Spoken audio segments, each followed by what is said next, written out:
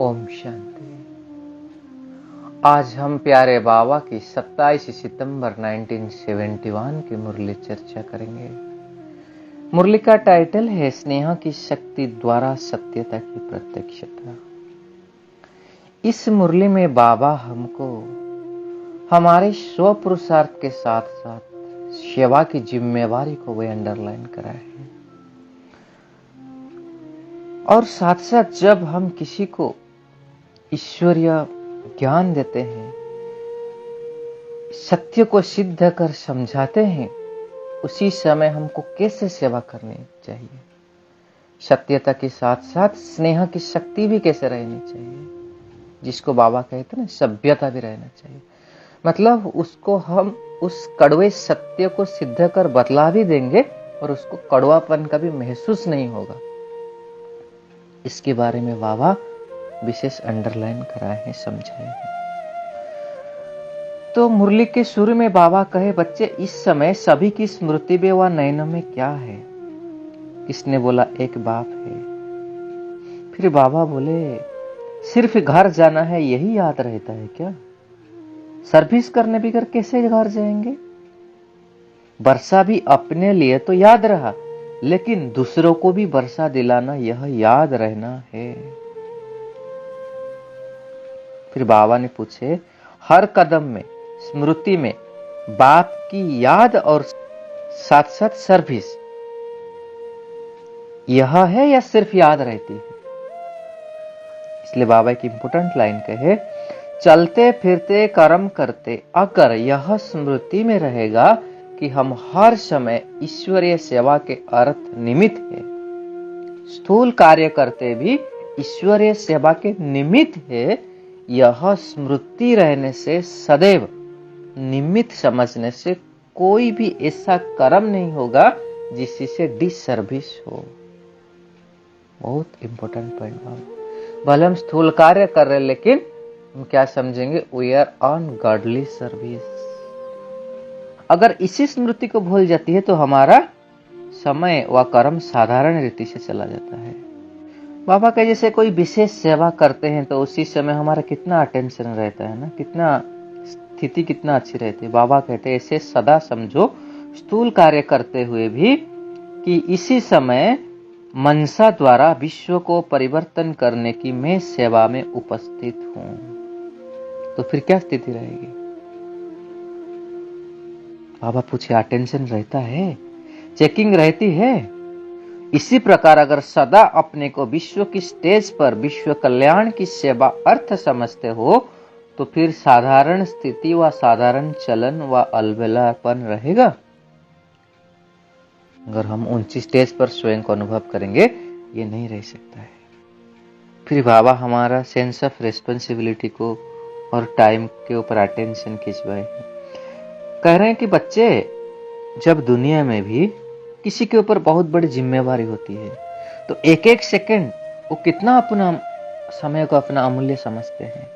हमें भी याद होगा कि हमारे लाइफ में जब इतना बड़ी कुछ रिस्पॉन्सिबिलिटी आ जाती है और टाइम के शॉर्टेज है तो हम कैसे एक एक मिनट को सफल करते हैं ना।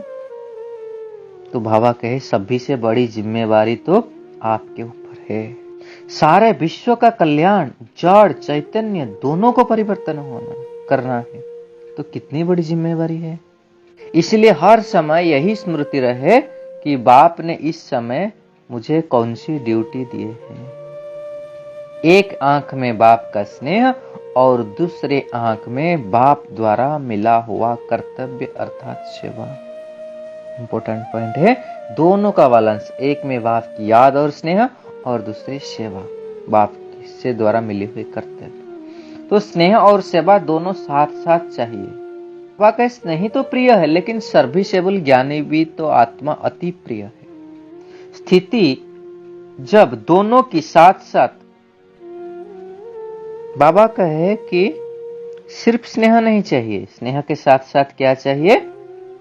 शक्ति रूप भी चाहिए। बाबा कहे, क्योंकि वाणी में जोहर भरा हुआ है, अर्थात स्नेह के साथ शब्दों में ऐसा जोहर होना चाहिए जो उन्हों के हृदय को विदीर्ण कर दे। फिर बाबा वर्तमान का रिजल्ट बच्चों के बता रहे कि या तो बहुत जोहर दिखाती हो या बहुत स्नेह दिखाती हो, या तो बिल्कुल ही हल्के रूप में बोलेंगे या तो बहुत जोश में बोलेंगे। लेकिन बाबा कहते दोनों का बैलेंस चाहिए। बाबा कहे हमारे एक एक शब्द में स्नेह की रेखाएं होनी चाहिए। भले कितने भी कड़वा शब्द बोलेंगे तो हृदय में लगेंगे जरूर, लेकिन वह शब्द कड़वे नहीं लगेंगे, यथार्थ लगेंगे। बहुत डीप है। अगर शब्द को हम तेज में बोलते हैं तो रूप में भी तेजी का भाव दिखाई देता है, जिससे कोई लोग क्या कहते हैं कि आप लोगों में अभिमान है, या आप हमारा अपमान करते हो। लेकिन बाबा कहे एक तरफ ठोकते जाओ और दूसरे तरफ साथ साथ स्नेह भी देते जाओ, तो आपके स्नेह की मूर्त से अपना तिरस्कार महसूस नहीं करेंगे, लेकिन यह अनुभव करेंगे कि हम आत्माओं के ऊपर तरस है। बाबा ने मखमली की जुत्ती के उदाहरण दिए ना, कि आप ठोकते जाओ, भरते जाओ, लेकिन कोमल होने के बजाय महसूस नहीं होगी। इसीलिए बाबा कहे सर्विस के साथ अति तरस भी हो, और फिर साथ साथ जो अयथार्थ बातें हैं उनको यथार्थ करने की खुशी भी होनी चाहिए। फिर बाबा माँ का एग्जाम्पल देते हैं। जैसे माँ बच्चों को भले कैसे भी शब्दों में शिक्षा देती है, लेकिन स्नेह के कारण क्या होता है, बच्चों को तेज कड़वे महसूस नहीं होते ना। और क्या समझते बच्चे कि माँ तो हमारी स्नेही है, कल्याणकारी है। ऐसे बाबा कहते हैं इससे भी हम कितने शब्द बोलेंगे ना, उनको महसूस नहीं होगा कड़वेपन का। बाबा करे तुम तो जगत माता के स्वरूप हो ना, तो उनको जगत माता का स्वरूप अनुभव होगा। अगर ऐसे दोनों स्वरूप की समानता की सर्विस होगी, तब सर्विस में सफलता मिलेगी। मतलब अथॉरिटी के साथ हम बात को सिद्ध भी कर सकते और साथ साथ स्नेह भी रहना चाहिए। इसलिए बाबा कहे कहां भी जाओ निर्भय होकर जाओ, सत्यता की शक्ति स्वरूप होकर, अलमाइटी गवर्नमेंट की सीआईडी के ऑफिसर होकर उसी नशे से जाओ।